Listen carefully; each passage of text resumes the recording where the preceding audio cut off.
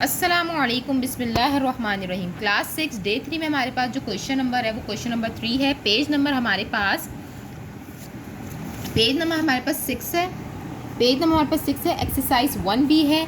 हमारे पास सवाल है right the following sets in tabular form. मैं आपको अच्छे से बता चुकी हूँ what is set. Set is the collection of which kind of object well defined and distinct.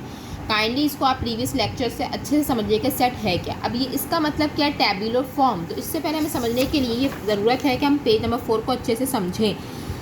सबसे पहली बात है सेट नोटेशन। हमने सेट को लिखने के एक तरीका नहीं होता, बहुत सारे तरीके होते हैं। नोटेशन कहते हैं किसी भी चीज़ को लिखने का तरीका। नोटेशन कहते हैं किसी भी चीज़ को लिखने का तरीका। यहाँ पर बात हो रही है सेट की, तो हमारे पास सेट को लिखने के रिटन इन 3 डिफरेंट फॉर्म्स लिखने के 3 तरीके हैं जिसे हम नोटेशन कह रहे हैं। नंबर 1 पे हमारे पास है डिस्क्रिप्टिव नोटेशन, नंबर 2 पे हमारे पास है टेबुलर नोटेशन, एंड एक और भी है, मैं आपको इंशाल्लाह ताला नेक्स्ट लेक्चर में समझाऊंगी। इस वक्त हमारे पास जिस पे काम है वो टेबुलर नोटेशन पे काम है। उससे पहले हमें समझने के लिए डिस्क्रिप्टिव नोटेशन को भी समझना लाजमी है। पहली बात मैं ये कह रही हूँ कि what is set notation. How to write a set in 3 different forms. Number 1 descriptive notation, जिसमें हम किसी भी सेट को डिस्क्राइब करते हैं स्टेटमेंट के ज़रिए। और उसके जैसे कि हमारे पास मिसाल है सेट ए है set of vowels in the English alphabet. ये सिंपली आपके सामने एक लाइन वर्डिंग्स लिखी हुई है, स्टेटमेंट लिखी हुई है कि set of vowels in the English alphabet. ना तो यहाँ कर्ली ब्रैकेट्स लगे हुए, जैसे कि मैंने आपको ऊपर वाले क्वेश्चन में भी समझाया था, ये क्वेश्चन नंबर 3 में कि हमारे पास वर्डिंग्स है, इसको हमें लिस्ट बनानी है, इसकी एलिमेंट्स की लिस्ट आउट करना है। तो ये भी हमारे पास जो फॉर्म थी, ये भी जो हमारे पास नोटेशन थी वो डिस्क्रिप्टिव नोटेशन थी, क्योंकि हमसे इसमें किसी किस्म के कर्ली ब्रैकेट का इस्तेमाल नहीं हो रहा है और इसी के साथ साथ हमें डिस्क्राइब किया गया है स्टेटमेंट के ज़रिए। तो this kind of notation is called descriptive notation, जिसमें हम कर्ली ब्रैकेट्स का इस्तेमाल नहीं करते हैं और बिल्कुल हमारे पास वर्डिंग्स में या स्टेटमेंट की फॉर्म में लिखा होता है सेट। लेकिन अगर हम इसी सेट को देखें, set of vowels in the English alphabet, और उसकी लिस्ट बना लें, उसका एलिमेंट्स बना लें, उसके ऑब्जेक्ट्स लिख लें, तो हम क्या देखते हैं कि ए सेट में हमारे पास क्या क्या आ जाएंगे, AEIOU। हम अब इसको डिस्क्रिप्टिव नोटेशन को हम चेंज कर रहे हैं एक अनदर फॉर्म में, इसको हम टेबुलर नोटेशन कहते हैं। और टेबुलर नोटेशन करते क्या है, all the elements of the sets are listed with curly brackets. हम भी जब भी लिस्ट बनाएंगे कर्ली ब्रैकेट्स लाजमी लगाएंगे और हर एक एलिमेंट के बाद हमने कॉमा का इस्तेमाल करना है। हर एक एलिमेंट के बाद आपको पता है ना, सेट के अंदर जितने भी हमारे पास ऑब्जेक्ट्स होते हैं, हमारे पास सेट्स के अंदर जितने भी ऑब्जेक्ट्स होते हैं हम उसे एलिमेंट्स या मेंबर्स बोलते हैं, और उन हर एलिमेंट को हम सेपरेट करते हैं by the help of commas और उनको इनक्लोज कर देते हैं। लिस्ट बनाने के लिए हम इनक्लोज कर देते हैं उसको कर्ली ब्रैकेट्स में, जबकि डिस्क्रिप्टिव नोटेशन में ऐसा नहीं होता है। लेकिन टेबुलर नोटेशन में हम इस तरीके से लिस्ट बनाने के लिए कर्ली ब्रैकेट में इनक्लोज कर देते हैं। तो यहाँ पर कुछ एग्जाम्पल्स दी हुई हैं आपके सामने, जैसे ये वाली मैंने आपको बता दी है। लेकिन यहाँ पर जो हमारे पास when there are limited number of elements in this set, क्योंकि इसमें लिमिटेड नंबर है एलिमेंट्स के, यानी कि हमें वॉवेल्स पूछे गए हैं तो हमें अच्छे से पता है कि वॉवेल्स कौन कौन से AEIOU, क्योंकि लिमिटेड है, हमें पता है कि यहाँ से यहाँ तक ख़त्म हो जाने।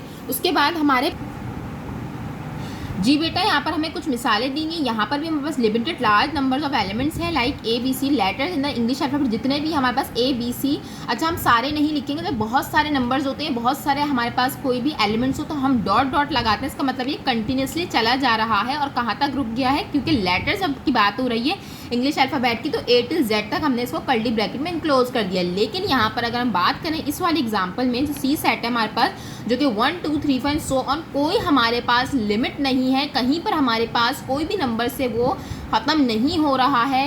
ये सारे नंबर्स नेचुरल नंबर्स कहलाते हैं। क्यों कहलाते हैं ये भी मैं आपको बता दूंगी। When there are infinite elements in this set. What is the meaning of infinite, यानी कि चलते जा रहे हैं मुसलसल, कोई भी यहाँ पर हद नहीं है, लिमिट नहीं है, लिमिटेड नंबर्स नहीं है। उन्होंने कोई लास्ट नंबर्स तक हमें लिमिट नहीं बताई है, हमें इससे बोला गया नेचुरल नंबर्स। तो जाहिर सी बात है 1 से लेकर जितने भी ऑनवर्ड्स नंबर्स होते हैं वो सारे नेचुरल नंबर्स होते हैं। जी बेटा हमारे पास हम चलते हैं क्वेश्चन नंबर 3 की तरफ, जो हमारे आज का काम है। तो दोबारा मैं बता देती हूँ, right the following sets in tabular form. Tabular form क्या होती है मैं आपको भी बताकर आ चुकी हूँ। Tabular form in that kind of form of set notation, जिसमें हम अपने लिस्ट बनाते हैं एलिमेंट्स की और उसको हम कर्ली ब्रैकेट में इनक्लोज कर देते हैं। अच्छा, यहाँ पर एक बात मैं बता दूँ आपको बेटा, कोई भी इंपॉर्टेंट पॉइंट्स हैं तो आपने उसको पेंसिल या कलर पेंसिल से बल्कि उसको मार्क करना है, क्योंकि ये एमसीक्यूज़ के वाले से बहुत इंपॉर्टेंट है। इसी के साथ साथ ये हमेशा छोटे छोटे जो बॉक्सेस बने हों उसको भी लाजमी पढ़िएगा, ये भी आपके एमसीक्यूज़ में आ सकते हैं कि इसमें पूछा curly brackets are also called braces. Curly brackets को एक और नाम होता है ब्रेसेस। याद रखिएगा बेटा, कुछ बातें जो बॉक्सेस में बनी हुई उसको भी काइंडली मार्क कर लीजिएगा अपनी पेंसिल से। आपने ये लाजमी करना है, जितने भी लेक्चर्स मैं आपको बता चुकी हूँ उस पर आपने ये सब करना है। अब हम चलते हैं अपने क्वेश्चन की तरफ। टैबुलर फॉर्म में कन्वर्ट करना है। आपको अच्छे से ये बात पता है कि set of days in a week, आपके हफ्ते में या आपके वीक में कितने कौन कौन से डेज होते हैं उसका सेट बनाना है। मैंने अभी बताया, उनको कर्ली ब्रैकेट में इनक्लोज करना है। डेज को लिखना शुरू कर देते हैं। Sunday, Monday, Tuesday, Wednesday. मुझे उम्मीद है आप आगे इसको मुकम्मल कर लेंगे, कंप्लीट कर लेंगे। इसका थर्सडे, फ्राइडे एंड सैटरडे। और अगेन जहाँ पर भी आपका सेट मुकम्मल हो जाएगा आप उसको इनक्लोज कर देंगे कर्ली ब्रैकेट में जब आपका सेट मुकम्मल हो जाएगा।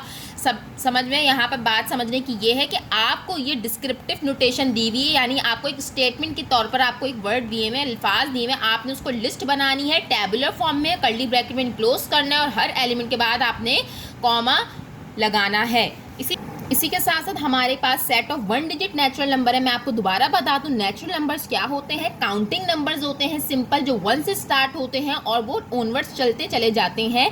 अभी सिर्फ मैं नेचुरल नंबर की बात बता रही हूँ। नेचुरल नंबर्स क्या होते हैं? जो काउंटिंग नंबर्स होते हैं और 1 से स्टार्ट होते हैं और जो 1 2 3 एंड सो ऑन। लेकिन यहाँ पर जो नेचुरल नंबर्स की बात हो रही है वो कौन से नेचुरल नंबर्स की बात हो रही है? जो 1 डिजिट है। 1 डिजिट मीन्स जीरो। पहली बात है कि नेचुरल नंबर नहीं है, काइंडली याद रखिएगा, जीरो को हम काउंट नहीं कर सकते। 1 डिजिट नंबर यानी कि हमारे पास जो सेट बनेगा 1 जिसमें 1 डिजिट हो, लाइक 1 2 3 4 5 6 7 8 9। और क्या मैं 10 लिखूंगी? क्या 10 1 डिजिट नंबर है? 10 इज नॉट 1 डिजिट नंबर, क्योंकि इसमें 2 डिजिट आ गए ना बेटा, 1 और 10 का। जब भी हमारे पास 1 डिजिट की बात होगी तो हमने वो देखना जो यूनिट प्लेस में, या आपने पढ़ा भी होगा कि 1 डिजिट नंबर्स कौन से होते हैं जिसमें सिर्फ यूनिट्स की बात होती है, वंस की बात होती है। तो हमारे पास 9 तक आपका जो सेट है वो इनक्लोज्ड हो जाएगा कर्ली ब्रैकेट्स में। याद रहे बात, 1 डिजिट नेचुरल नंबर्स की बात हो रही है, 1 डिजिट नेचुरल नंबर्स की बात हो रही है। नेचुरल नंबर्स क्या होते हैं? जो हमारे पास काउंटिंग नंबर्स होते हैं, 1 से स्टार्ट होते हैं एंड सो ऑन। लेकिन यहाँ पर हमें एक लिमिट बता दी कि 1 डिजिट होने चाहिए, तो हमने 1 till 9 लिखे हैं। इसी के साथ साथ हमारे पास थर्ड सेट में set of even numbers between 12 and 21। What is an even number? वो नंबर जो 2 से डिविजिबल हो जाए, हर वो नंबर जो 2 से डिवाइड हो जाए वो इवन नंबर कहलाता है।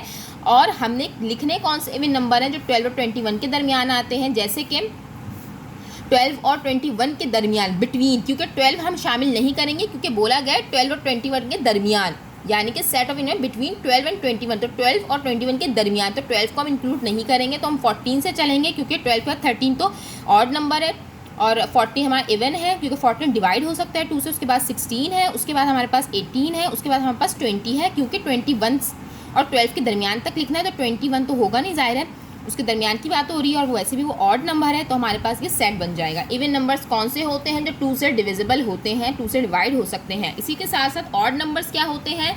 Odd numbers are those numbers which are not divisible by 2। ऐसे नंबर जो 2 से डिवाइड नहीं हो सकते, उनका सेट, उनकी लिस्ट बनानी है टेबुलर फॉर्म में, लेकिन वो 10 और 20 के दरमियान के, ये आप खुद बनाएंगे बेटा, मुझे उम्मीद है आप लोग बना लेंगे। 10 एंड 20 के दरमियान ऑड नंबर्स का सेट बनाना है। उसी के बाद हमारे पास 5 वाला पार्ट है, सेट ऑफ फर्स्ट 5 प्लैनेट्स। आपको अगर प्लैनेट्स के नाम याद होंगे तो आप इंशाल्लाह ताला उसके जो है नाम लिखकर लिस्ट बना लेंगे। जैसे कि सबसे पहले मरकरी, उसके बाद हमारे पास वीनस, उसके बाद हमारे पास अर्थ है, फिर मार्स है, फिर जुपिटर है। ये आपने खुद मुकम्मल करना है। सिर्फ समझाने का मकसद ये कि हर एक एलिमेंट के बाद कॉमा लाजमी लगाना और इनक्लोज करना है कर्ली ब्रैकेट्स में। इसी के साथ साथ सेट ऑफ 2 डिजिट नंबर्स। अब 2 डिजिट्स की बात हो रही है, तो हमारे पास जो स्टार्ट होगा सेट, क्योंकि हमारे पास 2 डिजिट नंबर कहाँ से स्टार्ट हो जाता है? 10 से, क्योंकि 9 तक तो 1 डिजिट रहता है। 10 से लेकर अगर हम बात करें 11 12, तो यानी कि 100 से पहले तक, क्योंकि 100 में 3 डिजिट आ गए ना बेटा, 100 में 3 डिजिट आ गए तो 100 से पहले पहले तक 99 तक हमारा सेट बनेगा, लेकिन क्योंकि बहुत बड़ा सेट है तो आपने डॉट डॉट का इस्तेमाल आप इसमें कर सकते हैं, यानी 10 11 12 अब डॉट डॉट डॉट 99 आप लास्ट में लिख दो और इनक्लोज कर दो, सो कर्ली ब्रैकेट्स में। लेकिन याद रहे बात, 2 डिजिट नंबर्स हैं, 2 डिजिट नंबर्स हैं, तो आपने 100 को शामिल नहीं करना है। 10 से स्टार्टअप होंगे और 99 पर ख़त्म हो जाएंगे। आपने काम बिल्कुल प्रॉपर करना है। जज़ाकल्लाह।